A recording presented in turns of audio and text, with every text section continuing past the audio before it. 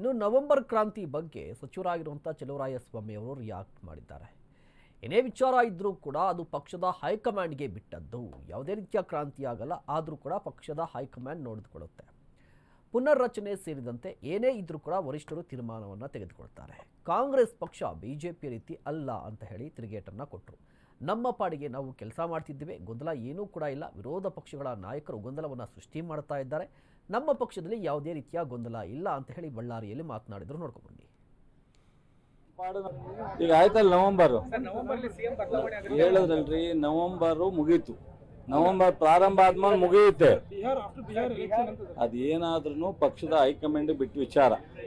ಮಂತ್ರಿ ಮಂಡಲ ರೀಶಫಲ್ ಆಗಲಿ, ಇನ್ನೊಂದಾಗಲಿ ಮಾನ್ಯ ಮುಖ್ಯಮಂತ್ರಿಗಳು ಮತ್ತು ನಮ್ಮ ಪಕ್ಷದ ವರಿಷ್ಠರು ಕೂತ್ಕೊಂಡು ತೀರ್ಮಾನ ಮಾಡ್ತಕ್ಕಂಥದ್ದು. ಅದರಿಂದ